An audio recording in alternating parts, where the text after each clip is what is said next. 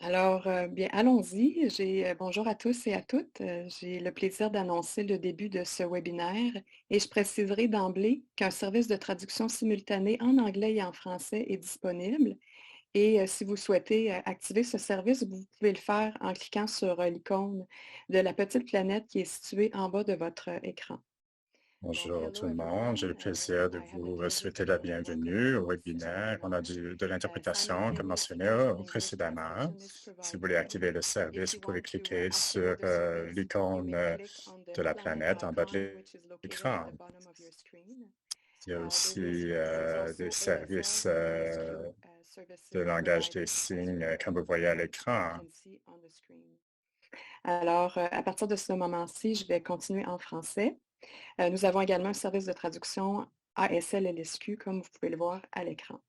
Donc, vous remarquerez que cet événement est déjà en cours d'enregistrement. C'est pour le rendre accessible via notre site par la suite pour que les gens puissent l'écouter en différé. Donc, une fois que ces petits détails sont maintenant précisés, je vous souhaite vraiment la bienvenue au nom du CREMIS, avec le soutien là, du Bureau du défenseur fédéral du logement de la Commission canadienne des droits de la personne. C'est un événement qu'on a fait conjointement. Donc, quelques mots sur le CREMIS où je travaille. Donc, le CREMIS, c'est le Centre de recherche de Montréal sur les inégalités sociales, les discriminations et les pratiques alternatives de citoyenneté. Nous sommes situés au sein d'un milieu de soins et de services sociaux, plus spécifiquement au Centre intégré universitaire de santé et de services sociaux. Et on a une programmation de recherche qui s'intéresse aux questions d'inégalité sociale, un champ très actif dans le domaine de l'itinérance, avec plusieurs chercheurs, dont Sue-Ann McDonald, qui va parler dans un instant. Donc, dernier détail technique avant de donner la parole à Sue-Ann. Pour les personnes qui souhaitent poser des questions, partager des commentaires, l'utilisation du question-répondre est disponible tout au long de l'événement. Et l'équipe de recherche va pouvoir y répondre ou gérer, prendre connaissance en fait de vos commentaires ou questions et pourra y répondre au moment jugé opportun. Alors, sans plus tarder, je vous souhaite un bon séminaire, un bon webinaire et je laisse la parole à Sue-Ann McDonald. Je vais commencer, puis ensuite, je vais mettre, écoute, je vais commencer avec mon petit intro, puis ensuite, pendant que Marie-Josée Hull prend la parole, je vais rectifier ça, je vais le mettre en PDF selon mon habitude. Donc, bienvenue encore à notre webinaire. Un survol des campements canadiens, une approche axée sur le droit au logement. C'est un premier projet financé par le Bureau de la défenseur du logement situé à la Commission canadienne des droits de la personne. D'entrée de jeu, je souhaite reconnaître que je suis à Montréal, Géojagé, qui est situé en territoire autochtone non cédé, et que la nation Kanien'kehá:ka est la gardienne des terres et des eaux, historiquement connue comme un lieu de rassemblement pour de nombreuses Premières Nations et premiers peuples. Donc, on veut reconnaître aujourd'hui que les lois et les politiques dans notre rapport sont dans les structures qui ont été émises, des structures qui ont été imposées. Donc, nous voulons vous dire que bon, la précarité du logement et l'itinérance sont intimement liés avec cette réalité coloniale. Donc, le chevauchement des compétences fédérales, provinciales et municipales, nous essayons d'effacer ces structures-là. Donc, nous avons toute l'équipe de recherche aujourd'hui. J'ai vraiment le grand honneur de travailler avec des personnes exceptionnelles dans le cadre de ce projet qui sont ici aujourd'hui. Alexandra Flynn, Alexandra Flynn, Caitlin Chouan, Caroline Leblanc. Caitlin Chouan vient du FFADA Et nous sommes we are very honored to Et welcome. nous sommes très honorés d'accueillir Mme Marie-Josée Houle, notre première Nous accueillons aujourd'hui Mme Marie-Josée Houle, notre première défenseur fédérale du logement, et Kim Hines, fondateur de LLEOHN.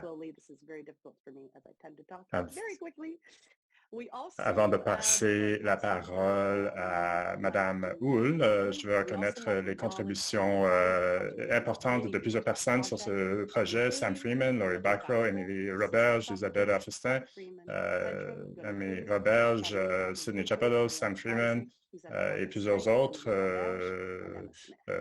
ainsi que les pairs et les personnes qui ont une expérience vécue.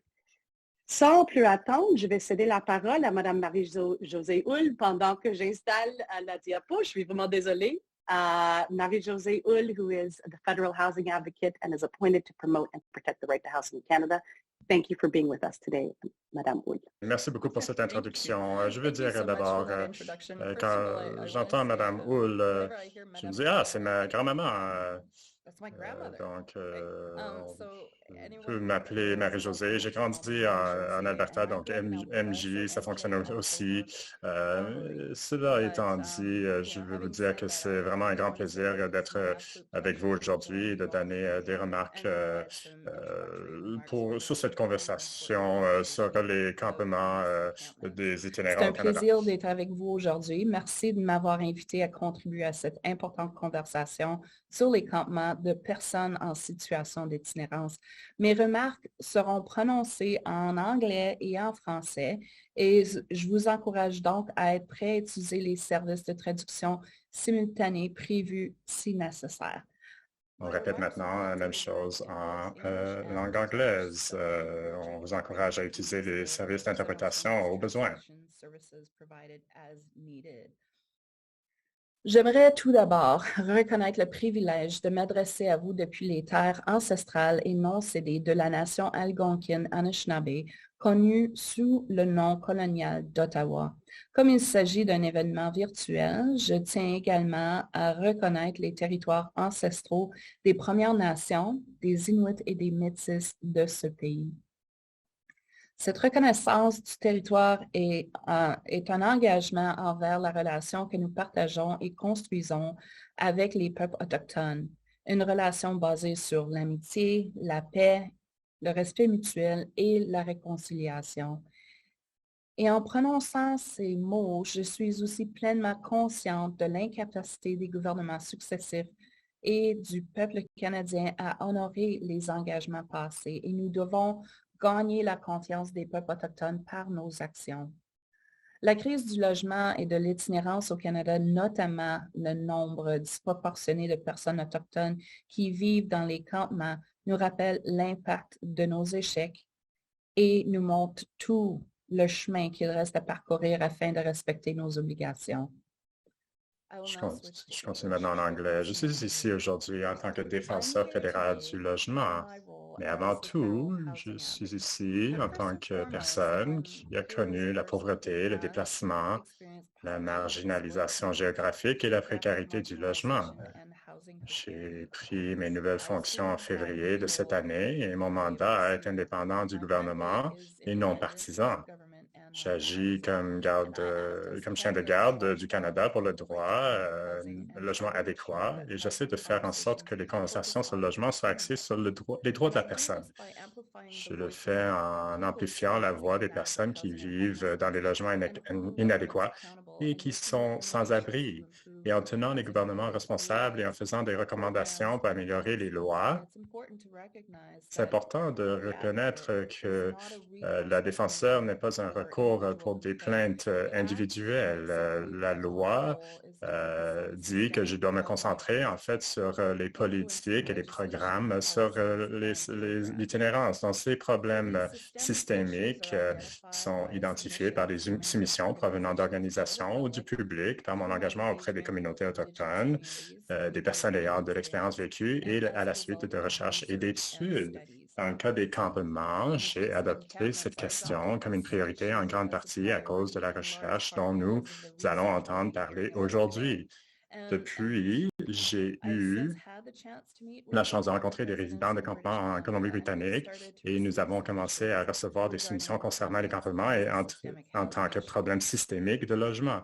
Les campements sont l'un des signes les plus visibles de notre crise actuelle du logement et l'un des exemples les plus flagrants de l'incapacité des gouvernements à mettre en œuvre le droit à un logement adéquat au Canada par des solutions de logement permanentes.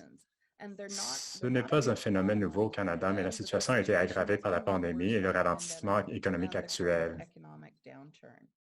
Les campements comptent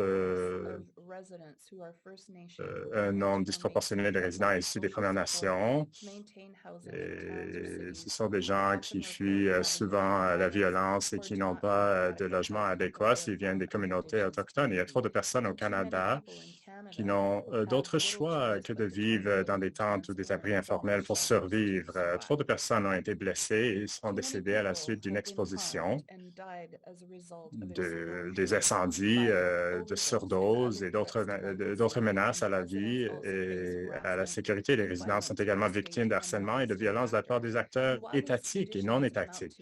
Si ces conditions continuent de graves violations de droits fondamentaux de la personne, notamment du droit au logement, elles doivent également être considérées comme des revendications des droits de la personne. Malgré leur existence au Canada depuis de nombreuses années, les campements ont reçu peu d'attention de la part des autorités jusqu'à récemment. Et malheureusement, lorsque les campements font la une des journaux, c'est surtout parce que les résidents des campements sont confrontés à des expulsions forcées. Heureusement, il y a aujourd'hui une plus grande sensibilisation et une meilleure compréhension grâce aux efforts fantastiques des experts du vécu et des innombrables défenseurs à travers le pays. La recherche présentée aujourd'hui s'ajoute au rapport de la vérificatrice générale de la semaine dernière et un nombre croissant de preuves démontrant que les approches actuelles de l'itinérance ne fonctionnent pas. La recherche dont nous allons entendre parler est une contribution importante au changement du discours, une contribution importante à la reconnaissance des droits humains des résidents des campements. Les résultats de cette recherche guideront mes efforts dans mon plaidoyer pour des approches des campements ancrées dans les principes des droits de la personne. Mon bureau a eu le privilège de travailler avec l'Université de Montréal, qui a réuni une équipe de recherche composée d'experts universitaires, des experts et des militants issus des communautés de partout au Canada. Plusieurs de ces chercheurs sont avec nous aujourd'hui et je veux profiter de cette occasion pour leur remercier de leur incroyable travail qui met en lumière les dimensions des droits de la personne dans les campements. Avant tout, les personnes qui vivent dans les campements et les personnes qui défendent leurs intérêts ont réclamé un nombre convenable de logements sûrs, adéquats et sécuritaires. Un aspect crucial relatif aux droits de la personne dans les campements est la prestation des services essentiels. Les principales violations des droits fondamentaux relevées par le projet de recherche sont les mesures de maintien de l'ordre et de l'application de la loi visant les personnes vivant dans les campements. De nombreuses administrations municipales au Canada ont systématiquement choisi de distribuer les contraventions, de délivrer des avis d'expulsion et d'enlever ou de détruire les tentes et le matériel, plutôt que de faire respecter les droits de ces personnes en matière de sûreté, de sécurité et de dignité humaine. Et la recherche a également montré que les personnes vivant dans les campements étaient soumises à des expulsions dangereuses et à des déplacements forcés. En fait, les expulsions des campements compromettent souvent la sécurité puisque ces personnes se trouvent souvent dans des situations encore plus précaires et dangereuses par la suite. Pour réaliser le droit au logement, il est essentiel que les personnes en situation d'itinérance participent concrètement à la conception et à la mise en œuvre des politiques, des programmes et des pratiques. Selon la recherche, les personnes vivant dans les campements sont souvent perçues par les médias comme des non-citoyens ou comme des nuisances pour la sécurité publique et dans l'espace public. Ces personnes sont traitées comme telles par le public et les décideurs. Et tous les ordres de gouvernement doivent ensemble planifier et entreprendre des actions concrètes pour garantir le respect du droit au logement des personnes vivant dans des campements. Le gouvernement fédéral en particulier a le devoir de faire preuve de leadership dans ce domaine et de veiller à ce que les municipalités aient les ressources nécessaires pour remplir leurs obligations en matière de droits de la personne. Alors que je planifie mon travail futur pour promouvoir et protéger les droits humains des résidents des campements, je serai guidé par les résultats de cette recherche ainsi que par l'excellent travail du SHIFT et du Protocole national pour les campements de sans-abri au Canada, rédigé par Leilani Farha et Caitlin Schwann. Je serai également guidé et inspiré par ce que j'apprendrai des résidents autochtones et des experts du vécu. Au mois d'août, j'ai visité Victoria, Prince George et Vancouver, en Colombie-Britannique, et j'ai écouté certains des résidents vivant dans les campements qui font l'objet des études de cas dont nous allons entendre parler aujourd'hui. Pendant mon séjour là-bas, j'ai appris que de nombreuses personnes choisissaient de vivre dehors parce que les autres solutions sont inadéquates. J'ai également été impressionné par la profondeur des connaissances et des capacités des résidents. Cette expérience m'a convaincu qu'une grande partie de mon rôle consiste à aider à éliminer les obstacles systémiques qui empêchent les sans-abri de s'aider eux-mêmes. Mon bureau travaille avec le SHIFT sur un projet visant à poursuivre cet engagement direct avec les résidents des campements dans 4 municipalités du pays. J'ai commencé à faire part de mes préoccupations à un certain nombre de dirigeants municipaux et j'ai de l'intention de m'engager auprès du caucus des maires des grandes villes et de la Fédération canadienne des municipalités. Et mon bureau organisera des réunions au niveau fédéral avec Reaching Home et d'autres ministères concernés tels que la IAC et l'ISC afin de partager les résultats de ces recherches et d'explorer comment le gouvernement fédéral peut contribuer à assurer une approche des campements fondée sur les droits de la personne. Les gouvernements provinciaux et territoriaux doivent également faire partie de la solution et je chercherai des occasions de les impliquer dans ce travail. Je ferai également appel aux organisations autochtones nationales et aux organisations de logement dirigées par les Autochtones. Les droits de l'homme des résidents, les droits de la personne des résidents des campements resteront l'une de mes principales priorités. Et j'ai l'intention de mobiliser mes pouvoirs pour examiner ces violations flagrantes du droit à un logement adéquat qui persistent depuis bien trop longtemps dans les communautés de ce pays. D'ici la fin de l'année, j'espère être en mesure de formuler des recommandations au gouvernement fédéral et de conseiller les provinces, les territoires et les municipalités sur les mesures à prendre pour remplir leurs obligations en matière de droits de la personne en ce qui concerne les résidents des campements. Nous pouvons et nous devons faire mieux pour garantir que chacun jouisse de son droit de vivre en paix, en sécurité et dans la dignité. En écoutant les chercheurs aujourd'hui, j'espère que vous réfléchirez au rôle que vous pouvez jouer pour garantir une approche fondée sur les droits de l'homme, de la personne, pour mettre fin à l'itinérance. Je sais que je vais le faire. Merci beaucoup, Miigwech. Merci énormément de votre leadership sur plusieurs dossiers, mais surtout sur ce dossier-ci. Donc, dans l'intérêt du temps, je vais passer maintenant mettre un peu le contexte avant d'aller voir les résultats. Nous avons eu un objectif dans cette recherche de fournir aux défenseurs sur ce projet. Nous avons dû mobiliser rapidement de la recherche qui était déjà en cours et dans l'intérêt du temps et de l'impact. Mais globalement, il y avait 4 objectifs. C'était de produire de regarder les médias et de voir rapidement quels étaient les effets de la pandémie, parce qu'on sait qu'il y a eu beaucoup plus de personnes qui ont vécu l'itinérance depuis le début de la pandémie et ça a empiré la crise du logement. On voulait aussi regarder les violations des droits de la personne qui ont eu lieu également. Donc, aujourd'hui, nous allons faire en 3 parties de 10 minutes sur les campements et je vais le passer maintenant la parole à Joe et Kim qui sont nos premiers présentateurs aujourd'hui, nos premiers intervenants.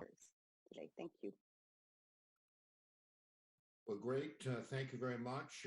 Good morning, good afternoon, depending on where you are. It really is a privilege to be C'est un part of privilège de this, faire partie de cette conversation aujourd'hui. along with Kim Bonjour Hines Kim, and comment Victoria. allez-vous? Hi, Kim. How are Bien, you? comment allez-vous Joe? Good. How are you doing, Joe? Alors, So I'm really j'ai keen to hâte hear d'entendre some ce que vous avez à dire par rapport à ce qui se on what's passe. going on. But first, Mais let me avant, je vais just faire make a couple quelques of brief commentaires brefs par comments rapport about two British aux Columbia études de cas de la case Colombie-Britannique. studies. Le premier en The first one Vancouver. in Vancouver and Crab Park. One of the main Donc, takeaways l'étude a from été menée à Crab Crab Park Park case done by our avec colleague Alexander here, Flynn. Alexandra Flynn, is that all levels Tous of les niveaux government du gouvernement have ont un a rôle à role to jouer play afin in d'assurer ensuring les human droits rights de la in personne dans encampments. les campements. And this Cela inclut includes la the Charte des charter droits. rights of encampment residents.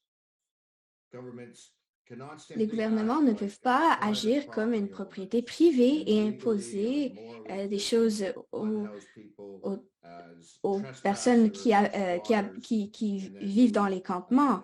attempt to evict them or carry out prejudicial policing Cela, c'est strategies. particulièrement And this clair particularly clear now après in this case cette study. étude de cas à Crab Crab Park, Park. first and foremost, is Au niveau Indigenous territory and is still owned under Canadian law, de not by territoires Vancouver, autochtones qui but ne by sont the pas, federal government. qui ne font pas partie de la ville de Vancouver, mais qui font Kind of Prince partie George, I et qui concluded sont dirigés par le in gouvernement du Canada. my study that the city has Nous avons carried out plusieurs gross violations violations of the sur principles les embedded droits in de la human rights personne, law, primarily in terms surtout au of niveau the unlawful de la destruction destruction of de residents' résidences property and et belongings last November 17th, également but also du by the traitement continued treatment of encampment qui est subi par residents les and habitants de use ces of the campements. Safe Streets bylaw. Il est And, important de it's savoir important que to note le that last dernier March, mars, the city did la actually ville s'est apologize for the Moccasin Flats demolition, specifically admitting fault in la the ville harm that the city s'est caused excusée to vulnerable par people rapport à l'action in their policing action. et des actions qui ont And, été you know, prises as par la time goes police. on, since then, I really regret to say this apology really Il seems semble to look like a cynical qu'il s'agit approximation move. The city d'une of action de la George politique continues publique. to have a Et ils ont colonial une court-like mentalité mentality on this issue. qui And it continue. continues to show a strong level of contempt for unhoused people in La public spaces. majorité des The personnes majority of qui se whom retrouvent dans ces are espaces sont indigenous. autochtones. Il y a Prince un George has a new nouveau mayor, maire Simon Yu, and he has suggested maintenant that he et has said he's open to something il a like parlé de the United l'importance Vote. He's de talked about the l'inclusion et de la importance of diversité. inclusion and diversity and community Et je crois compassion response. que And I pour qu'il think ait for la him to have any crédibilité sur credibility cette on question, this issue going forward, il va he falloir needs to mettre really en put a place une resolution résolution au forward niveau du to Prince Conseil George Council to repeal the Safe et des Streets règlements. bylaw. This Je is crois que the qu'il very s'agit du minimum minimum qui peut être fait pour une conversation with historique encampment residents avec in good de bonnes faith intentions and et build créer a ainsi relationship de with meilleures them, relations avec something the city so far has dans une almost situation failed to do. dans laquelle il y avait eu Simply très peu put, I d'intérêt think the auparavant. city really has to move from this crazy tunnel vision that seems to have captured the city leadership. Une vision très étroite being semble able être to une somehow police their way out description of this appropriée issue, de la despite all vision the de la evidence. ville, This is the very malgré worst tout ce qui s'est approach passé. they could take. Donc So, maintenant, Kim Kim, just peut turning to Kim, ajouter maybe building on et that a commencer bit. à débattre. Uh, Nous avons beaucoup we've parlé dans les talked a lot dernières the last années couple of years, à really, about Victoria, this Prince George story of et Prince d'autres George endroits, et nous avons And parlé we d'une talked histoire about il y a a quelques story a semaines couple of weeks ago à Liner Park around à the park Victoria. in Victoria. Est-ce que vous Do you want to pouvez talk about a expliquer bit les of your règlements experience with bylaw qui ont été there? mis en place? Oui, je voulais mentionner que je suis honorée d'être ici. Je suis dans le territoire de Wasankin. Je suis un Acadien. Je suis non invité et j'habite sur ce territoire non cédé des Premières Nations. Ce qui s'est passé, c'est que je suis à Stadacona Park, qui est un campement ou une situation adjacente au campement. Et on nous a dit que les règlements sont arrivés. Parfois, ça fonctionne, parfois, ça ne fonctionne pas. Ils les déplacent, ils ramassent leurs affaires. Et ces gens doivent être ensemble pour la sécurité. Ils sont constamment sujets à des déplacements. Ils disent, pourquoi est-ce que je dois me déplacer à chaque jour dans le froid? En ce moment, il dit que ça dégrade sa santé mentale. L'officier des règlements a répondu que c'est parce que vous êtes enraciné. Et donc, vous êtes dans les tranchées. Et c'est comme une guerre. Ces règlements voient ces personnes comme des forces d'opposition qu'ils doivent retirer. Et j'ai trouvé ça fascinant qu'il ait utilisé ce terme.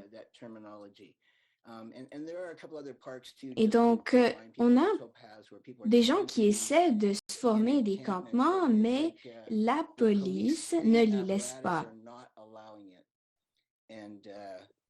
Je dois rajouter qu'ils ont infiltré différents endroits. C'est très difficile pour les travailleurs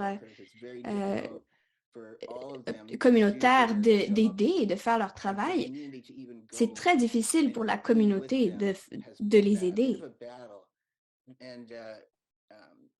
Vous avez parlé de plusieurs expériences. Il y a beaucoup de communautés autochtones dans nos communautés et donc on essaie de leur donner du support en ce moment parce qu'il est clair qu'il y a un stigma en ce moment au niveau de l'inéquité sociale. Ça affecte notre santé mentale également. Ça n'affecte pas seulement les itinérants, ça affecte également la santé mentale des habitants de la région. C'est déconcertant, vraiment, de voir la bataille entre le stigma social et l'inéquité sociale. On parle d'équité sociale et de stigma social. Peut-être que c'est radical, je ne sais pas, mais j'ai l'impression que de voir cela, j'ai l'impression que la police est en train de mener ce combat et je veux remercier la sécurité privée qui n'agit pas comme la police, mais qui prédominamment essaie de réduire le stigma social.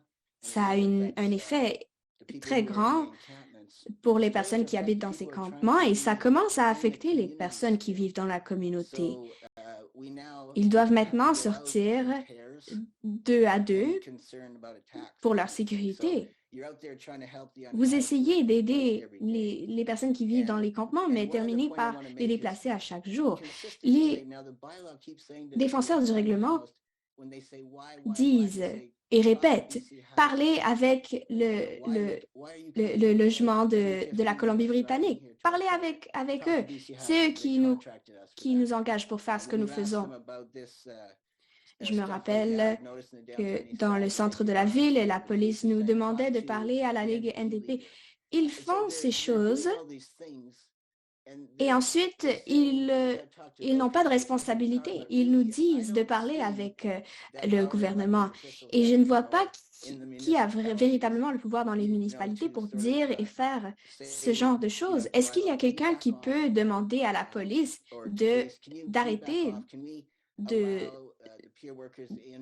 avec tout le respect que je vous dois, s'il vous plaît, respectez nos droits et les droits des personnes qui habitent dans les campements. Une des ironies, il reste 1 minute, mais bon, les choses qui se passent ont à voir. Les gens terminent par bouger de 10 pieds, de 20 pieds. Et finalement, la personne n'a pas d'espace dans l'espace public. Ils n'ont pas de droits. Et peu importe ce qu'ils font, il y a toujours une résistance au niveau des règlements. Et ils n'ont pas d'espace dans l'espace public. Ils sont exposés constamment. Oui, exactement.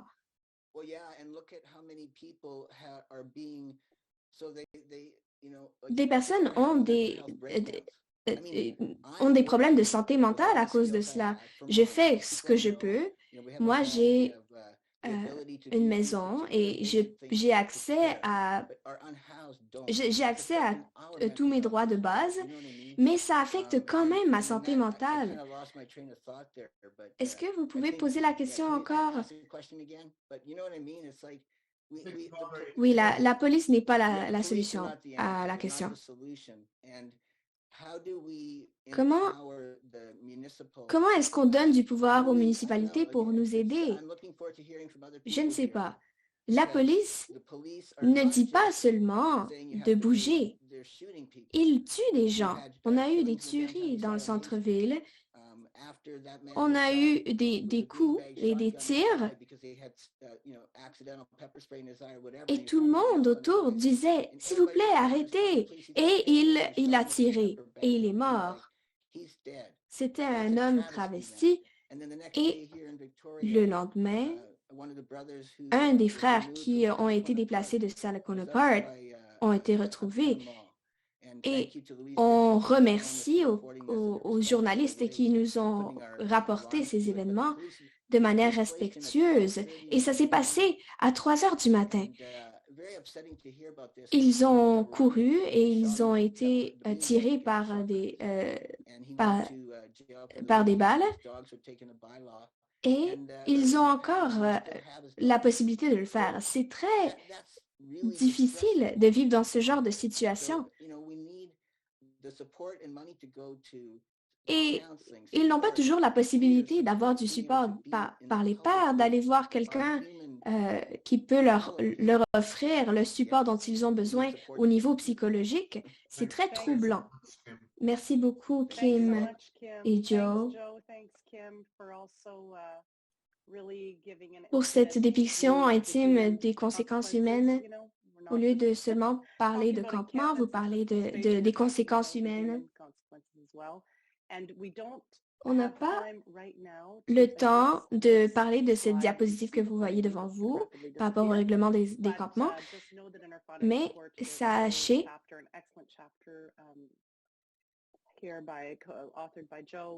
que nous allons vous faire parvenir des informations par rapport aux impacts des règlements sur les campements. Il y a donc un chapitre qui va être écrit au niveau de des choses que vous avez mentionnées. Maintenant, Esther, qui est avec nous, qui a 10 minutes pour parler de l'étude de cas en Ontario.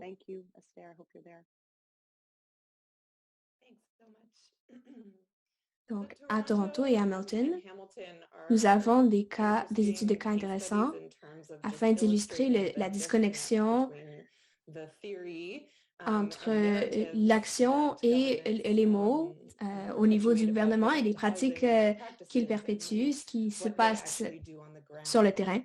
L'étude à Toronto, par exemple, a une approche basée sur les droits au logement et ils ont exprimé être pour et de suivre les droits humains internationaux sur les droits au logement.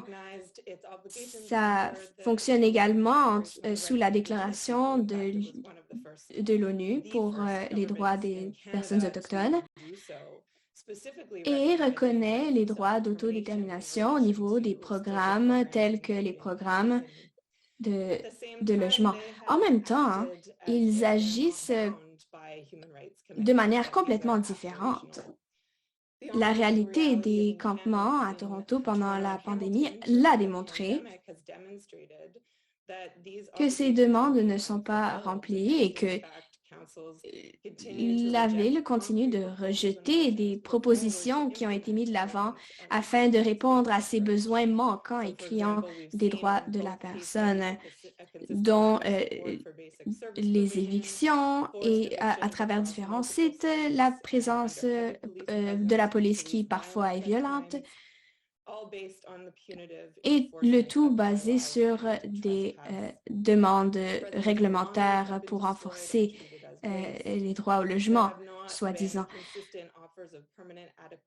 Il y a eu donc des évictions qui ont lié à des espaces d'abri qui n'étaient absolument pas sécuritaires.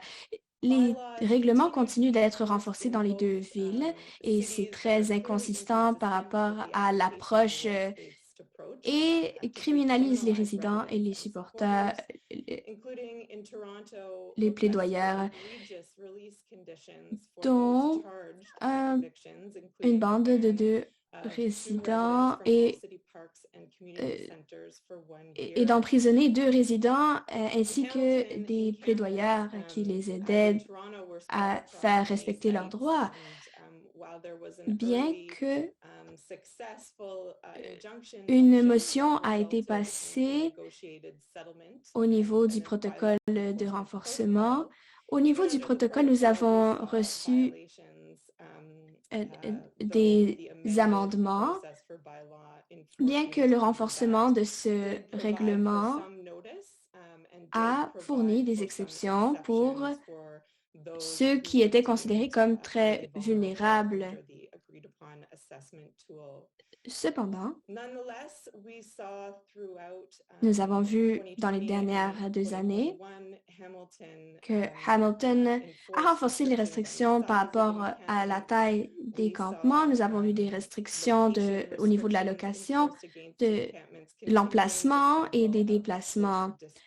Nous avons entendu des plaidoyeurs dire que c'était très difficile de continuer à soutenir des relations et de fournir de l'aide aux résidents des campements.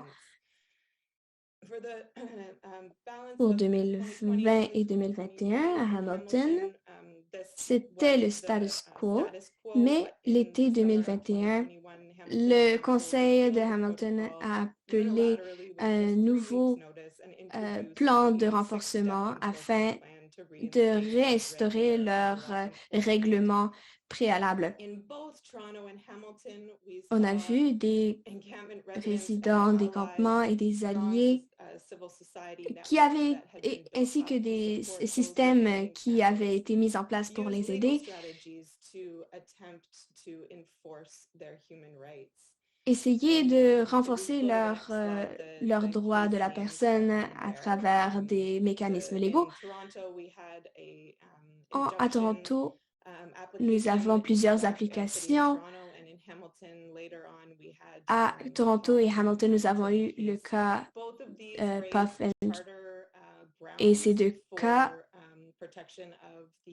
avaient à voir avec les droits de la personne, des personnes qui habitent dans les campements, et les 2 n'ont pas eu de succès. Nous n'avons pas non plus reçu un rapport par la suite. Nous essayons d'avancer au niveau des stratégies, mais ça a été en vain jusqu'à maintenant, malgré avoir trouvé des preuves pour demander la section 7 et la section 15 de la Charte.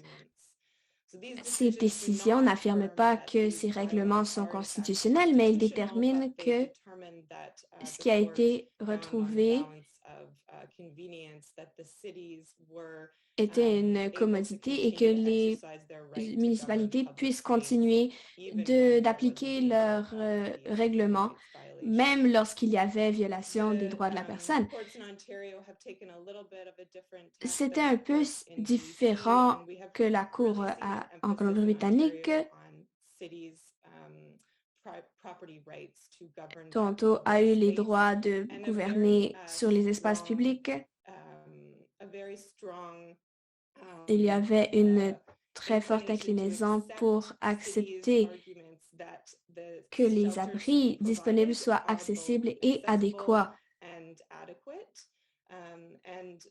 que la ville a fait des efforts afin de fournir ces espaces. Donc, le test de commodité a montré que c'est très difficile de renforcer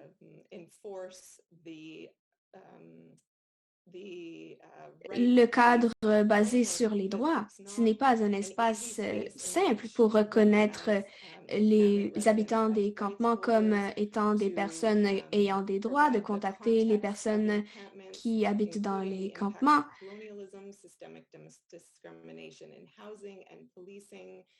Ils n'ont pas pu adresser le manque de consultation par rapport aux services présentement.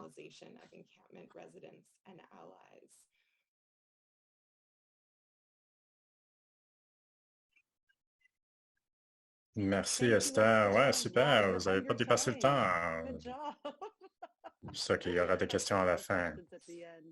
Alors, on poursuit avec Caroline. C'est à toi, son tour.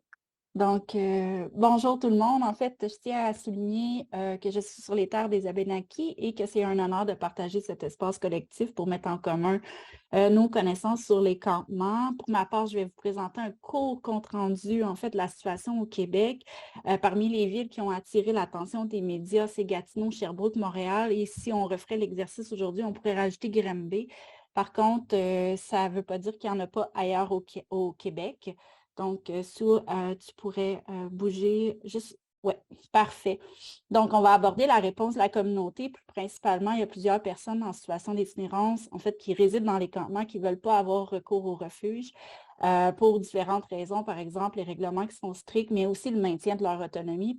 Pour certaines d'entre elles, en fait, les refuges sont vus comme une contre-production, en fait, à l'insertion sociale parce que ça les plonge dans un cercle vicieux. D'autres vont aussi revendiquer à travers les campements leur droit au logement et certaines d'entre elles vont revendiquer ce droit de sorte à ce qu'il soit respecté sans contrainte, donc sans intervention. Donc, les personnes en situation, les personnes qui résident les campements croient qu'il est possible d'agir dans la prévention en mettant en place des solutions pour assurer la sécurité. Dans ce que nous avons pu voir dans l'analyse, c'est que plusieurs personnes se sont mobilisées pour faire face aux enjeux de sécurité, pour garder leur lieu d'habitation, en ajoutant par exemple des inspecteurs à chacune des abris ou voire même des bidons d'eau pour minimiser l'impact face aux incendies.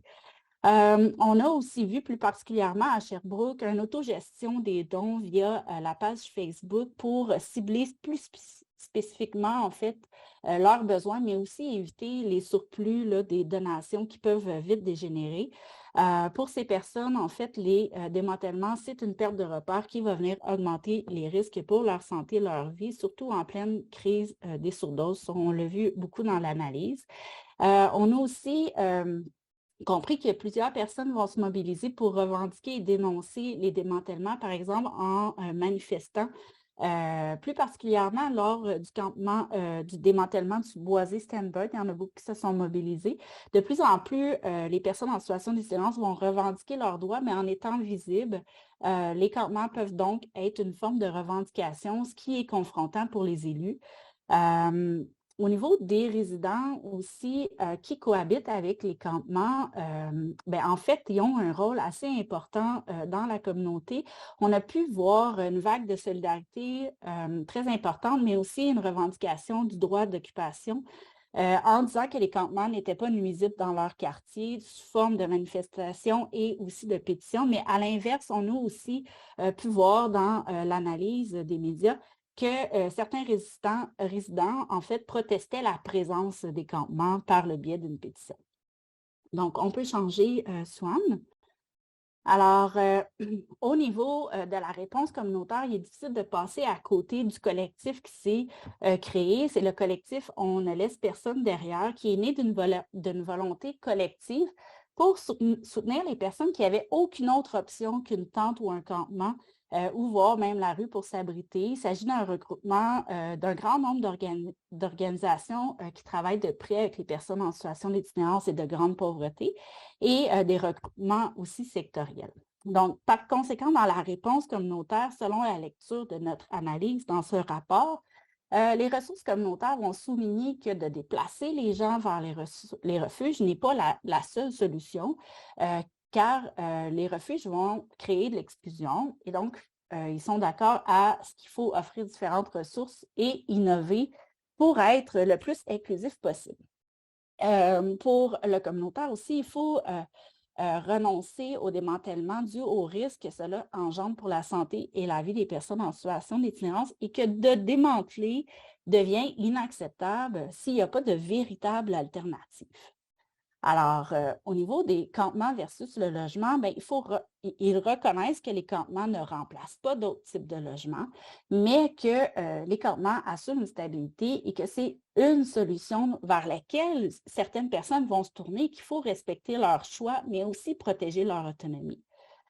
Faut souligner aussi, par rapport au collectif, des actions communautaires qui ont mis comme la campagne de dons, donc se sont mobilisés pour remettre des tentes et des sacs de couchage aux personnes. Ça a été largement critiqué médiatiquement là, par les décideurs.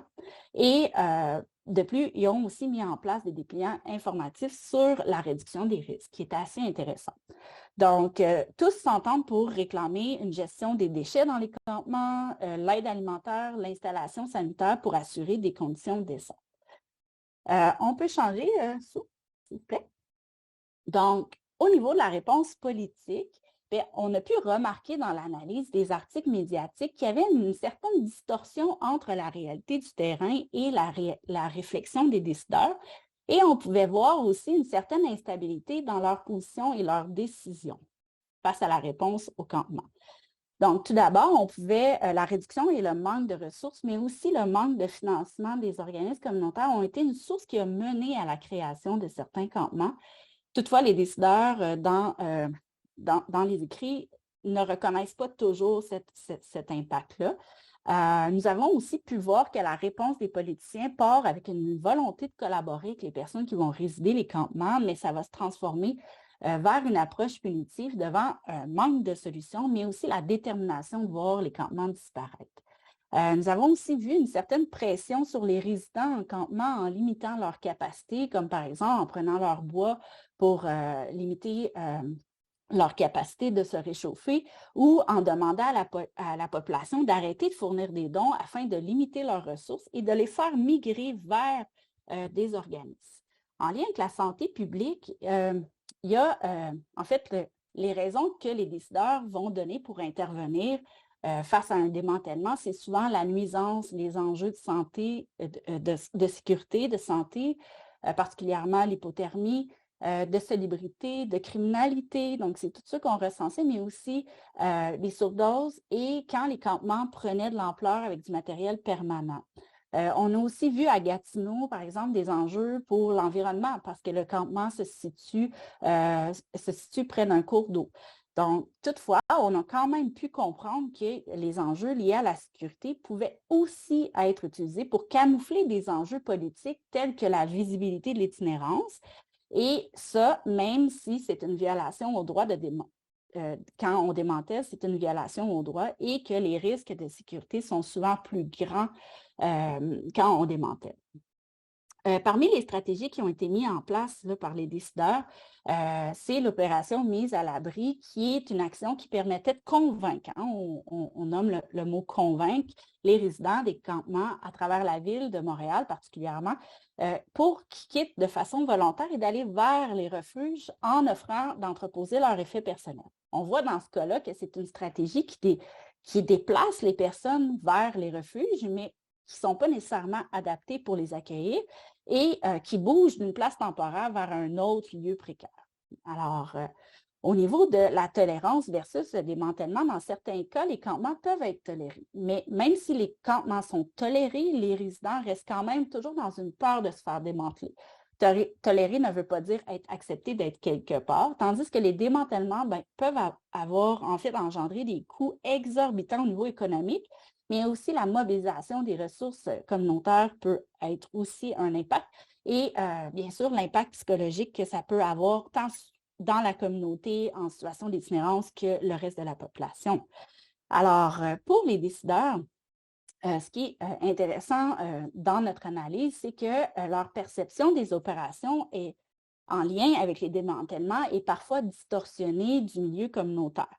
Je prends l'exemple du campement Notre-Dame. En fait, la femme aux communications de la ville de Montréal, Linda Boutin, précise que ça s'était déroulé dans le calme. Et de l'autre côté, la perception du communautaire amène l'idée qu'ils ont vu des personnes qui étaient bouleversées d'avoir perdu leur maison, choquées de la violence de l'opération. Et à titre d'exemple, Michel Monette avait nommé, en fait, c'était comme utiliser un bazooka pour tuer une mouche. Donc, ça peut nous indiquer un peu le niveau de force qui avait été utilisé. On a aussi vu dans ce rapport qu'il était possible de voir durant les élections municipales que différents candidats prenaient les campements comme un enjeu central pour montrer un peu leur couleur, particulièrement à Montréal.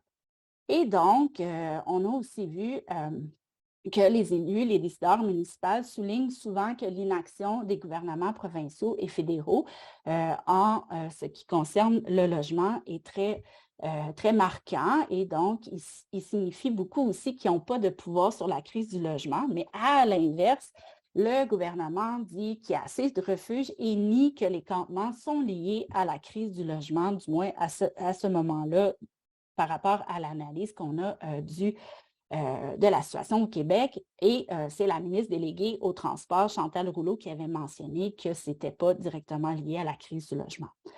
Alors, pour résumer, c'est important de bien comprendre les enjeux au niveau des droits parce que ces gens-là ont des droits et je vous invite à prendre connaissance du long rapport là, qui a de multiples recommandations qui sont centrées sur les droits, mais aussi inspirées des recommandations du collectif On ne laisse personne derrière. Alors, merci. Merci, Caroline. C'était parfait. Caitlin Schwan, à vous. La parole.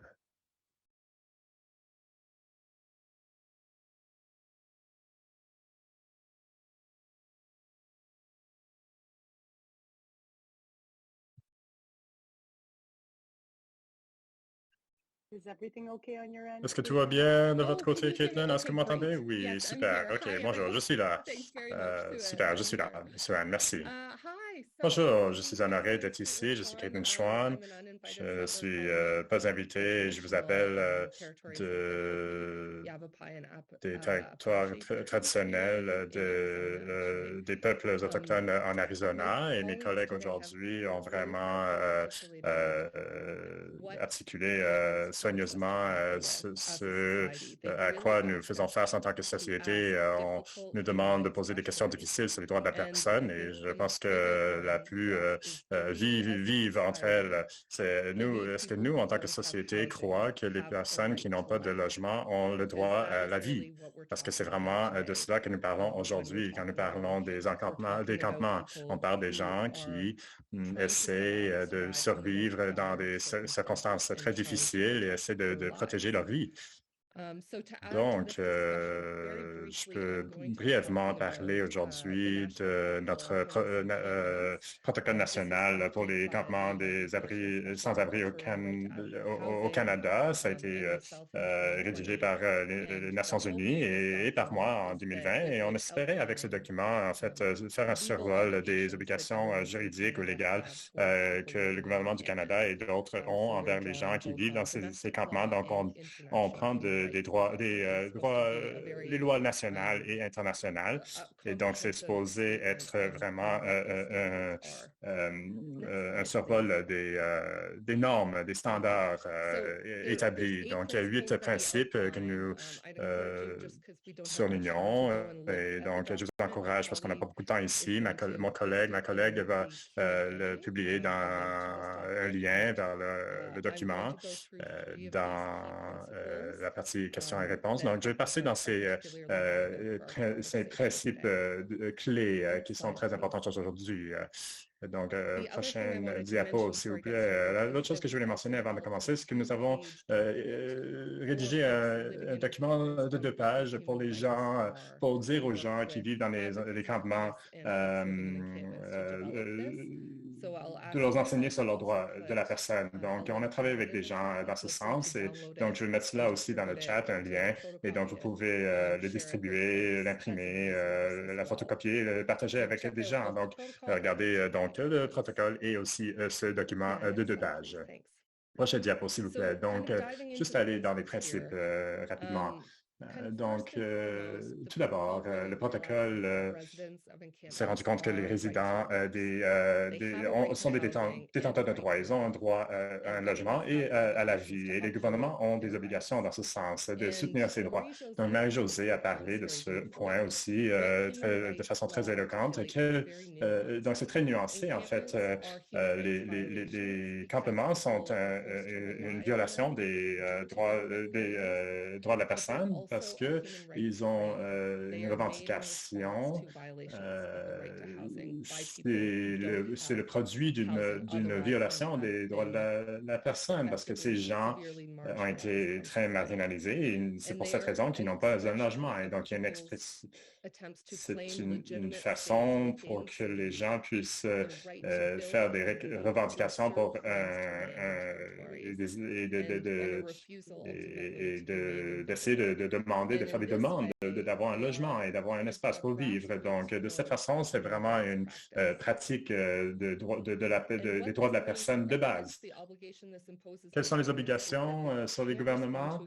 On ne peut pas répondre à des campements avec de la gouvernance d'un point de vue de la bonification des villes, augmenter le prix des logements en général ou de l'immobilier. Il faut comprendre que ce sont ces campements sont la maison de certaines personnes, et même s'ils n'ont pas un droit dans ce sens, mais il y a une norme dans ce sens des droits de la personne pour que ce soit vraiment le chez-soi, c'est leur maison. Quelle est l'idée ici? C'est l'idée de ces gens en tant que détenteurs de droits. C'est-à-dire, les itinérants ont le droit d'être impliqués dans le dessin et la mise en œuvre des politiques qui ont un impact sur eux. Et le gouvernement parle souvent de faire des consultations, par exemple, avec des gens qui vivent dans les campements. Mais ce qui est important de comprendre ici, c'est que dans la loi sur les droits de la personne, cette implication est très importante. Il faut partager le pouvoir entre les gouvernements et les gens qui vivent dans les campements. Qu'est-ce que je veux dire par cela? Ce dont nous parlons ici, c'est un gouvernement ne peut pas aller dans une réunion avec des résidents des campements avec une idée prédéterminée des résultats. Les résidents doivent pouvoir dire non à une proposition sans être expulsés, sans recevoir des amendes, sans avoir leur maison détruite. Donc, le gouvernement a besoin de donner aussi aux gens qui vivent dans ces campements des équipements qui vont, des outils pour qu'ils comprennent qu'est-ce qui est impliqué dans les politiques. Ça peut être accès au transport, le temps et l'espace pour considérer et réfléchir sur les meilleures options. C'est un travail très difficile. Je ne suis pas en train de nier cela, mais c'est au cœur d'une reconnaissance que les gens qui vivent dans les campements sont des experts dans leur propre vie et c'est l'obligation du gouvernement d'engager avec eux avec une compréhension de leur pouvoir et leur capacité de trouver des solutions pour leur vie. Donc, vous regardez sûrement cette diapo et vous vous demandez quelle est cette image. Une histoire brève, j'ai rencontré quelqu'un, une femme dans un campement à Toronto. Je lui ai parlé pendant un certain temps et à la fin, je lui ai demandé, vous voyez ici le ruban à mesurer. Est-ce que vous pouvez me dire qu'est-ce que c'est, quelle fonction ça sert pour vous et quelle est l'importance de cela? Oui, elle m'a dit oui, c'est ma mesure de sécurité parce que j'entends quand il y a des gens qui marchent sur le ruban, je l'entends et ça, en fait, ça m'alerte qu'il y a quelqu'un proche de ma tante et que je dois être alerte. Donc, pour ma propre sécurité. Donc, c'est un exemple d'une innovation incroyable dans un milieu où il y a un manque de ressources. Donc, quand on pense d'un engagement significatif et bon, dans le cadre des droits humains, on doit toujours faire preuve de créativité et d'augmenter les compétences des gens qui vivent justement dans ces campements.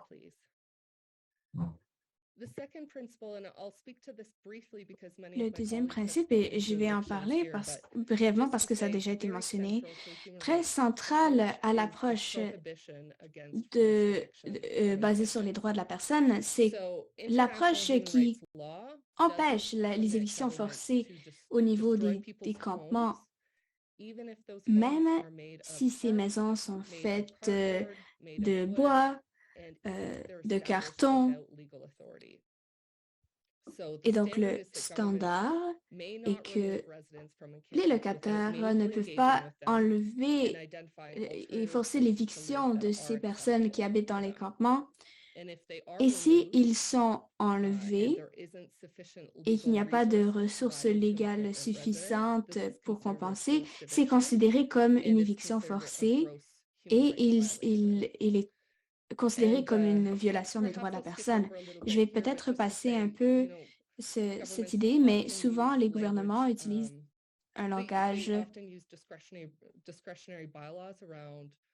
Ils utilisent souvent des règlements au niveau de la santé, de la sécurité et des feux pour se justifier, mais ce que nous nous sommes rendus compte, c'est que c'était souvent inconsistant par rapport aux droits et ça ne se recentre pas ça ne correspond pas à ce qui est dit par les personnes qui habitent dans les campements. Ça ne reflète pas la réalité. Je voulais rapidement mentionner ceci. C'est quelque chose que nous avons fait avec le protocole Society Out en Colombie-Britannique a créé un outil afin que les habitants des campements puissent écrire au gouvernement afin de leur faire parvenir leur situation et si oui ou non leurs droits sont respectés. Nous avons tous peur de recevoir des rapports négatifs, mais ça permet aux habitants des campements de dire voici mes droits humains, voici nos commentaires qu'on partage au gouvernement et si vous respectez nos droits ou pas. Je vais également envoyer cette ressource dans le chat qui serait peut-être utile pour plusieurs d'entre vous. Prochaine diapositive. Le dernier principe des droits de la personne que je voulais ajouter, mentionner, c'est que les services de base doivent être fournis, tels que de l'eau potable, et puis l'accès aux services de base est très limité, parfois complètement absent et changeant. Nous avons des villes qui intentionnellement enlèvent l'accès à l'eau et aux mesures sanitaires pour pouvoir déplacer les personnes qui habitent dans les campements. Les images que vous voyez ici, c'est en Colombie-Britannique. Ils ont enlevé l'eau que la communauté avait construit pour le campement. Et donc, les habitants ont pris une page du protocole et l'ont imprimée et l'ont mis sur les douches, d'où l'eau a été enlevée, avec leurs droits de base. Ça constitue une violation de plusieurs droits humains. Je vais arrêter ici. S'il vous plaît, regardez ces ressources. J'espère qu'elles seront très utiles et que les études que nous avons développées vont être utiles pour chacun d'entre vous qui travaillez dans ce secteur. On envoie des messages de solidarité à tous ceux qui sont ici. Merci beaucoup, Caitlin. C'est un travail très important. Alex, à vous. Je voulais remercier tous ceux qui sont présents. Je vous parle depuis le territoire de Mascoemi-Squamish.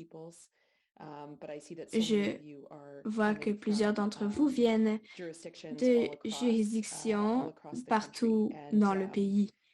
Ça fait chaud au cœur de vous voir. Il s'agit d'une crise du logement.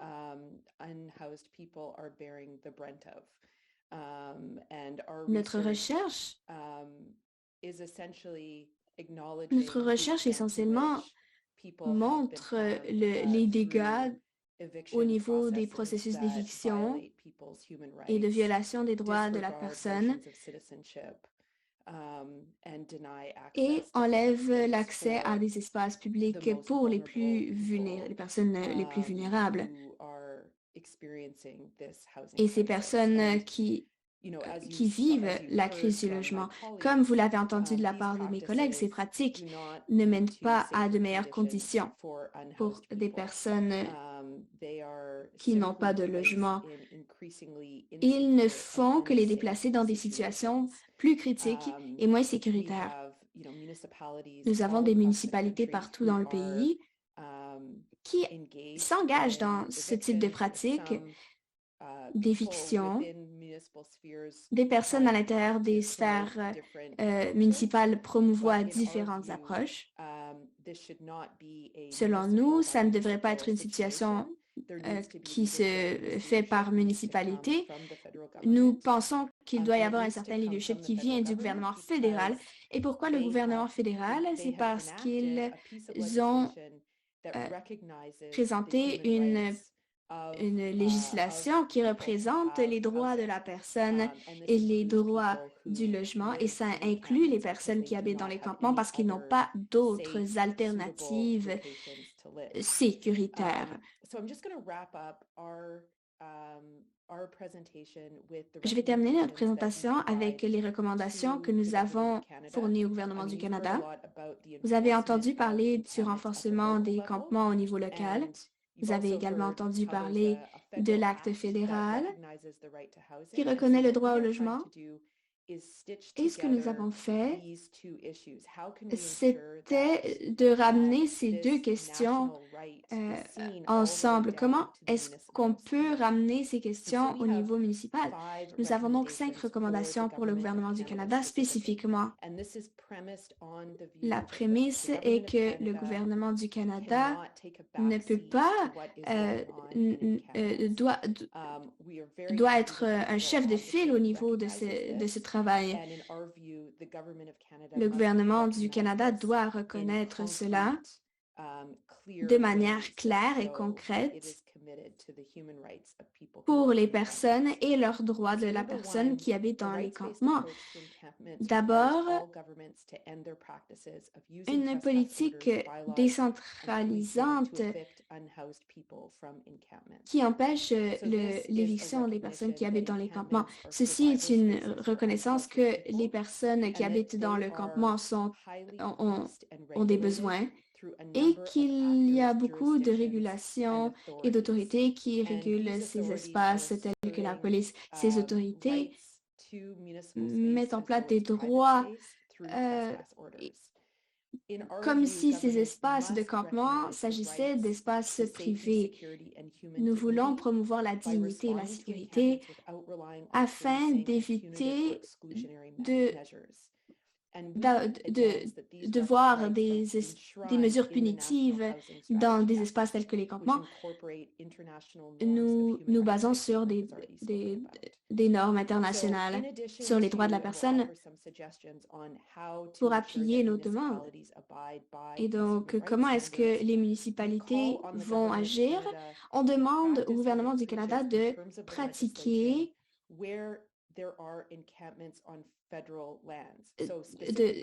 et d'être chef de file. Donc, Crab Park en Vancouver, il s'agit d'un espace fédéral et c'est un espace parfait pour que le gouvernement fédéral montre la voie et applique les droits de la personne au lieu de lutter contre des personnes itinérantes et reconnaître leurs droits sous tous les aspects. Numéro 2, nous demandons au gouvernement de fournir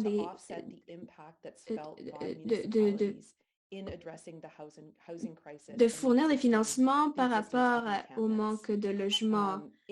Selon nous, il y a beaucoup d'options telles que des investissements sur des logements abordables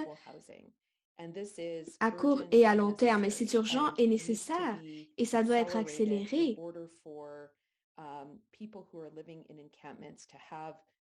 Les personnes qui habitent présentement dans les campements doivent avoir des logements suffisants. Nous demandons également l'adaptation des gouvernements canadiens existants et l'adaptation des initiatives telles que le Rapid Housing Initiative, d'avoir ces options.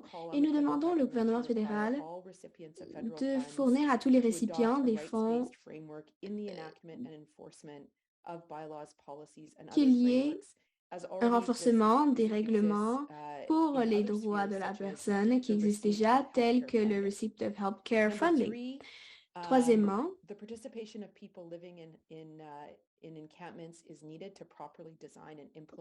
afin de créer ces politiques, il faut avoir une participation inclusive des personnes qui habitent dans les campements. Ils ont des connaissances et ces connaissances doivent se retrouver dans les politiques et les mesures qui sont déterminées. Finalement, le numéro 4, il doit y avoir une reconnaissance des droits distincts des personnes autochtones. Selon nous, les campements au Canada ont un lien avec les pratiques qui contribuent. Donc, là, on parle des écoles résidentielles, le sous-financement au niveau du logement pour les communautés autochtones. Il y a beaucoup d'itinérance au niveau des Premières Nations au Canada et ça va contre la mise en place de UNDRIP qui est appuyée par le gouvernement fédéral.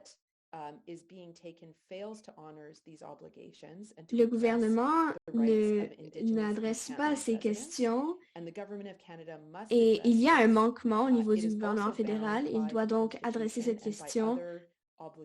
Il y a un manquement au niveau des obligations internationales et fédérales.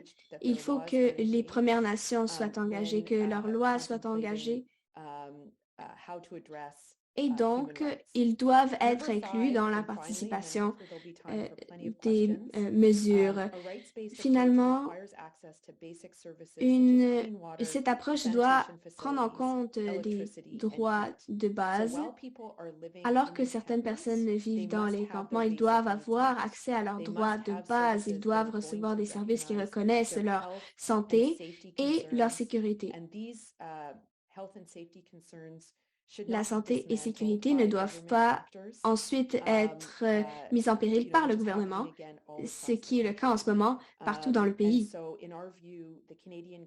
Selon nous, le gouvernement canadien doit reconnaître que ces services soient nécessaires dans les campements et ils doivent maintenir ces services afin de reconnaître les droits de la personne, des personnes itinérantes. Merci beaucoup, Alex. Je vais arrêter le partage d'écran afin que nous voyions plus de visages. Je vais inviter les chercheurs et les panélistes. Il y a plusieurs questions.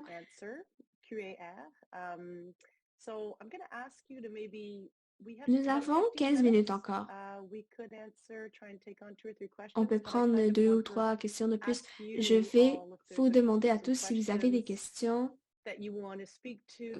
auxquelles vous voulez répondre, ou si vous avez d'autres pensées par rapport à la présentation, si vous n'avez pas eu le temps de mentionner. Je sais que vous n'avez pas eu beaucoup de temps au niveau de la présentation, donc si vous avez des choses à ajouter, on peut poser des questions à ce moment.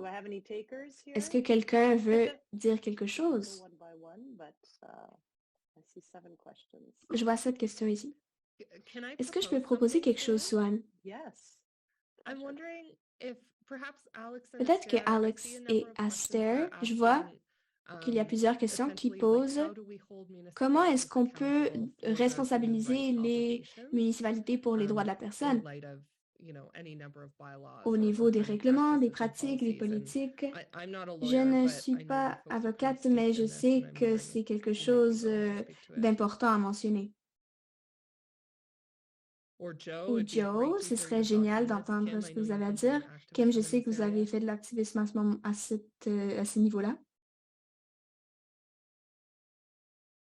Je peux prendre la question. Je m'excuse pour le délai. Je regardais les questions.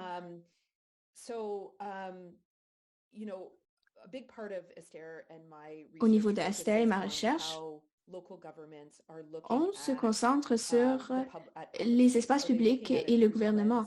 Est-ce qu'ils regardent ces espaces à travers le prisme des espaces privés ou est-ce qu'ils regardent et se concentrent sur les personnes qui habitent dans des campements? Et donc, c'est une transition que les municipalités doivent renforcer. Au niveau des règlements, s'ils ont le pouvoir sur l'intervention policière, par exemple, il faut donc adopter un chemin plutôt direct vers les droits de la personne et c'est à ce moment-là que les choses vont changer et les villes peuvent décider de ne pas renforcer un règlement si ce n'est pas approprié. Ils peuvent donc prendre cette décision et ils la font déjà. Par exemple, on peut parler des infractions mineures et elles ne sont pas toujours renforcées. Esther, je ne sais pas si vous avez quelque chose à ajouter. Oui, vous avez résumé ce que nous faisons. Il n'y a pas beaucoup d'infrastructures légales pour les renforcements des droits de la personne au niveau local. C'est quelque chose que le gouvernement fédéral peut plaidoyer afin de s'assurer que ce soit fait. C'est un fait que la loi internationale lie les différents paliers du gouvernement, mais il faut s'assurer que ces renforcements de la loi soient faits au niveau municipal. Ce n'est pas assez de compter sur la collecte de fonds et le bien vouloir des personnes dans la Cour. Nous devons avoir de la responsabilité dans différents niveaux de la Cour afin que ces obligations soient respectées et par tous les acteurs. Le gouvernement fédéral a une obligation particulière. Ils n'ont pas le luxe de dire c'est à un autre niveau du gouvernement.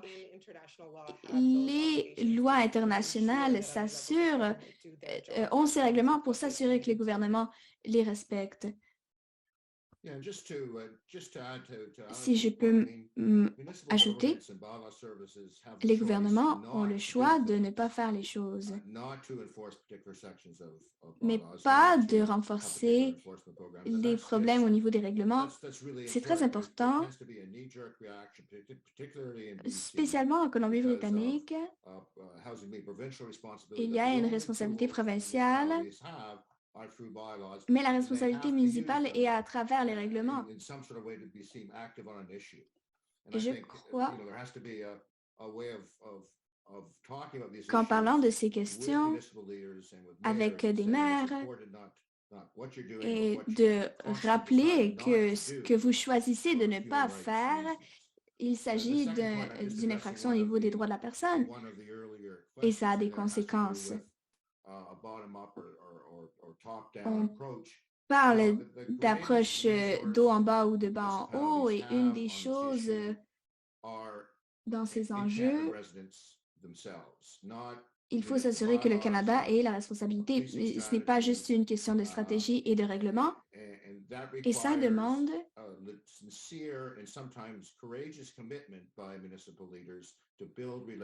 des engagements sérieux au niveau des municipalités pour les droits de la personne. En lien avec l'historique et le stigma, je crois que les chefs municipaux doivent vraiment mener la bataille. C'est pour le bien public. Et c'est la meilleure manière de renforcer et de résoudre les enjeux au niveau local. Kim, est-ce que vous voulez ajouter quelque chose avant de passer à la prochaine question? Je remercie Joe pour son commentaire. Je crois que beaucoup de questions depuis Downtown Eastside, je crois qu'il y a beaucoup ça répondait très bien aux questions qui avaient été posées. Oui, maintenant, passons aux questions dans le chat. Marie-Josée, je crois qu'elle est encore avec nous. Je ne sais pas si elle veut prendre ces questions. Je sais qu'il y avait spécifiquement des questions de Downtown Eastside et le rôle. Comment est-ce que ça fonctionne? Comment est-ce qu'on peut vous contacter? Quelle est la meilleure manière d'être engagé avec vous afin de répondre à ce qui se passe présentement de ce côté-là à Vancouver? Je ne sais pas si c'est une bonne question pour vous, si vous êtes là. Oui, je suis là. Je ne suis pas sûre par rapport à répondre des questions aujourd'hui.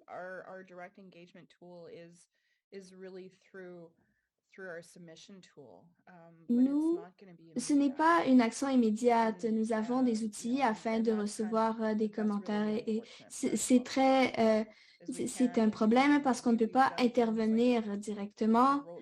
Nous avons écrit des lettres aux maires. Nous sommes en contact avec plusieurs maires. Nous voulons continuer à travailler au niveau plus large, mais je ne peux pas intervenir au niveau individuel. Nous voulons écouter ce que vous avez à dire et vous pouvez envoyer vous pouvez nous envoyer et malheureusement, on ne peut pas intervenir au niveau individuel. Je m'excuse à ce moment-là. Oui, je prends toutes les opportunités qu'on a pour les recherches qui ont été faites afin de se mobiliser. Est-ce qu'il y a d'autres questions que les panélistes veulent répondre? Je sais qu'il y a eu des questions par rapport aux règlements municipaux. Bon, ça revient. Il y a également une question spécifiquement par rapport aux personnes autochtones. Est-ce qu'il y a des efforts au niveau des gouvernements et de l'intérêt par rapport à l'infrastructure et à la recherche pour aider les Premières Nations et s'assurer que la recherche est participative? Il y a différents types de questions et différents niveaux d'impact. Je ne sais pas si un d'entre vous veut répondre. Oui, Kim.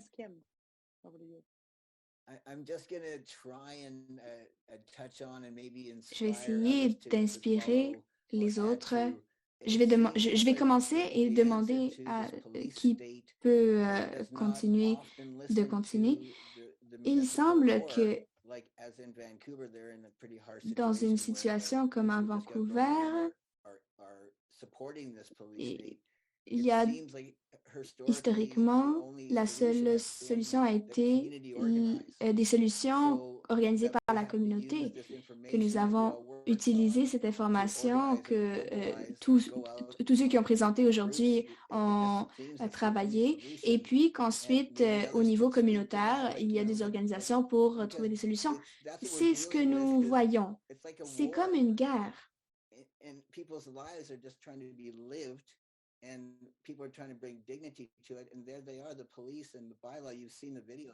On essaie de vivre dans la dignité, donc oui, c'est quelque chose de très intense. Vous avez vu les règlements municipaux et vous avez vu les tentes dans les médias. Je suis d'accord avec vous.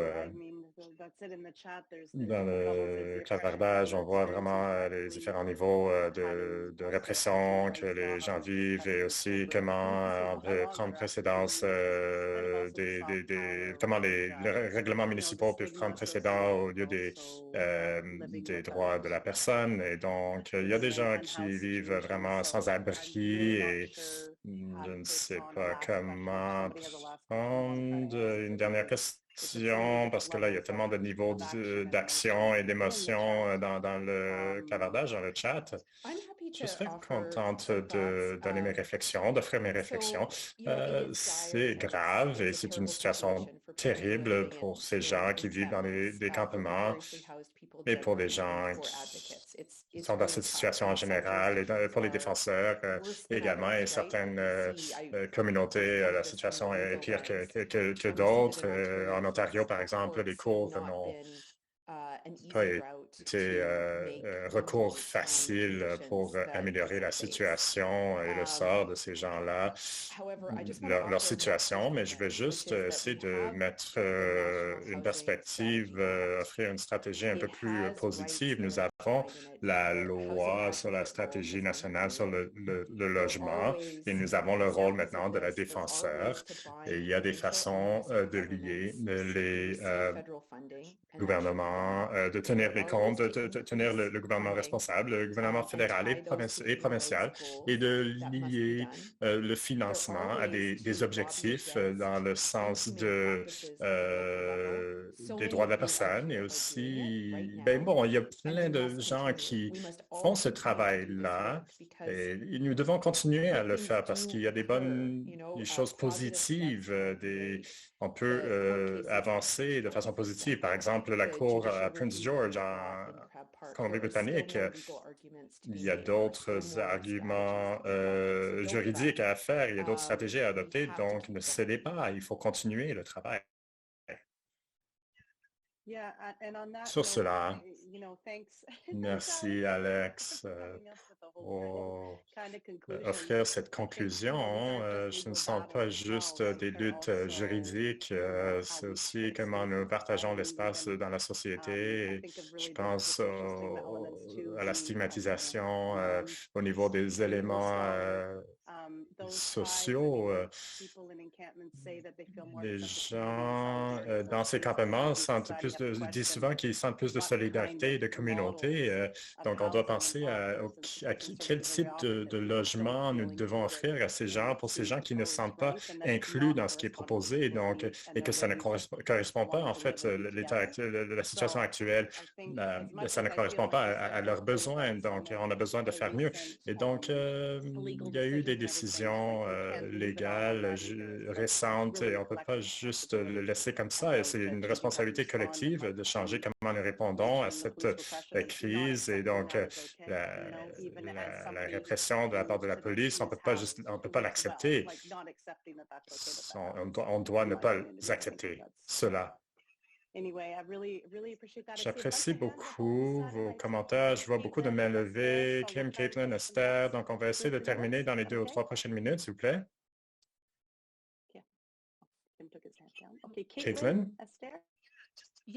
Oui, rapidement.